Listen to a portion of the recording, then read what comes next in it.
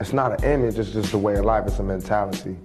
It's just like that. For little white kids and rich kids, they get to go to the military academy or ROTC, or they get to take all of this energy and put it into the armed forces.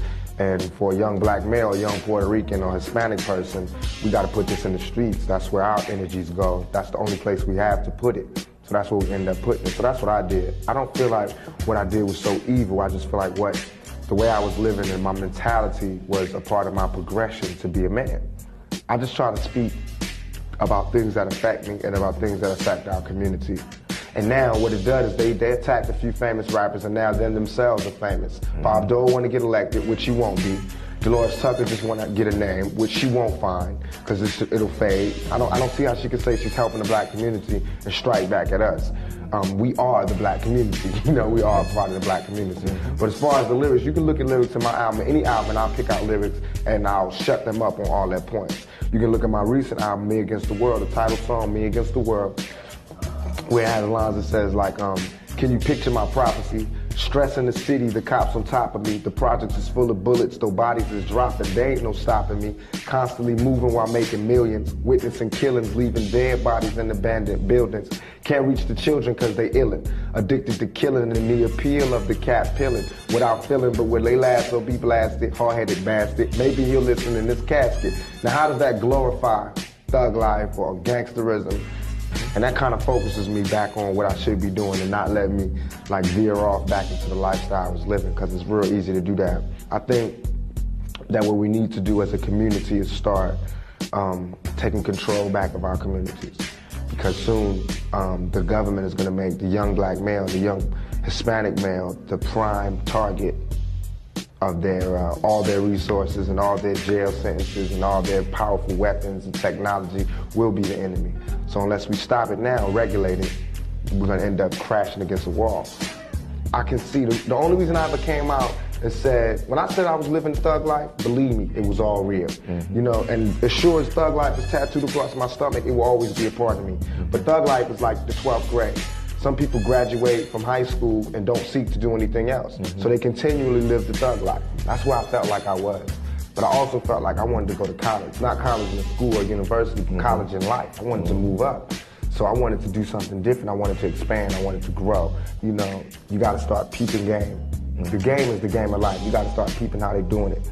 And if you see it, you can see the little signs that says that the guns are turning away from Europe and Russia and Iran and Iraq, and they're turning to us.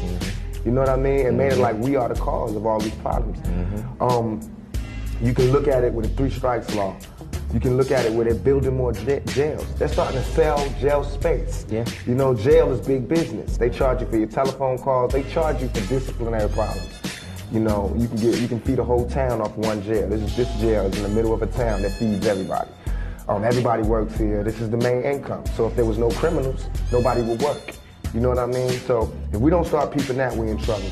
So when you start looking at it like that, you'll start seeing that it just don't weigh out to be in our favor. So we need to start figuring out another way. Now, if we do want to live the thug life and the gangster life and all of that, okay, so stop being cowards and let's have a revolution. But we don't want to do that. Dudes just want to live a character. They want to be cartoons. But if they really wanted to do something, they was that tough. All right, let's start our own country. Let's start a revolution. Let's get out of here. Let's do something. But they don't want to do that. They want to pimp our communities and portray this image that they know we all can't survive and make it. And that's what I saw. Even though I was surviving in the thug life, everybody that was trying to be like me was going to jail. And then finally I went to jail. Even though I wasn't getting shot up, they was all getting shot up. Then I got shot up. I started seeing, damn, it is my fault. It's not my fault where I made it happen, but it's my fault because I'm smarter than that. I do have another way I can say this. It doesn't mean that I don't feel that way no more. It just means that let me be as smart as them or smarter. I think I'm gonna get a lot of flack for it. I think gangs can be positive. It just has to be organized, and it has to steer away from being self-destructive to being self-productive. Be security in your own neighborhood. You know what I mean? If we so strong as gangs and as hustlers and as G's and as thugs or whatever, it should be no rapes, there should be no violence, there should be no gunshots in our community unless we the ones sparking it, unless we doing that to somebody that's trying to infiltrate or break down our community. You know what I mean? All this money that we make in the streets, we should bring it back and turn it back into the community. We need to have leagues, you know, summer leagues, football teams, basketball teams. We need to start taking care of our own. That's how it can be positive. It can be positive when we start, you know, sending these young G's to school, sending the younger G's to college. You know, let them come back and build something.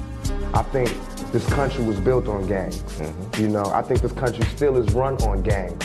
Republicans, Democrats, the police department, the FBI, the CIA, those are gangs. You know what I mean? The correctional officers. I had a correctional officer tell me straight up, we the biggest gang in New York State. Straight up. What did the USA just do flying to Bosnia? We ain't got no business over there. You know, they see somebody bomb a school and all these people get killed, so the United States feel like, ooh, that's messed up, we gotta go show them who's the real killers. That's the same mentality these gangsters get. I want to say stop the violence. I want to say the violence ain't good. I know it's not good. If anybody speak up against violence, it'll be the brother that got shot 5 times. Trust me, violence ain't cool. It's just, you know, it's certain situations where there is no way out. But there are situations where we can find a way out. But until we find that way out, we can't say not to live this lifestyle. I do believe that there's a piece of liability on the drug dealers and the gangsters and the gangs and all of that, but these are not scholars. This government is not doing anything to stop it. When the people in LA, after the rebellion, when we stopped and there was a truce, nothing happened. Did we get any jobs? No. Did we get any relief? No. But every time there's a flood, an earthquake, or a thunderstorm, America will give mad millions to somebody because their house broke down. They don't care if we stop the violence or not. They don't care about gang violence. Anybody can say thug life, and then it always comes back to me. I done had policemen get killed, and I get blamed for it, and, you know, all type of violence, and I get blamed for it. And I want to say that, you know, I didn't create thug life. I diagnosed it. This game of life is a game, and you have to play it to the fullest. And I graduated, you know, I'm in college now, the college of life, you know. And now I want you to know what the next level is like. I know it's a way for us to get out the hood, but what are we running to? You know what I mean? Once we get out the hood, shit, they don't want us over there. We just gotta be smarter and sharper, or they're gonna start taking away each and every person that steps forward to do anything positive for the community. So that's why you be wondering why everybody wanna live a negative lifestyle. It's safer. And the community don't support us when we do step out and take bullets for y'all, and take bullets for y'all, and take bullets for y'all.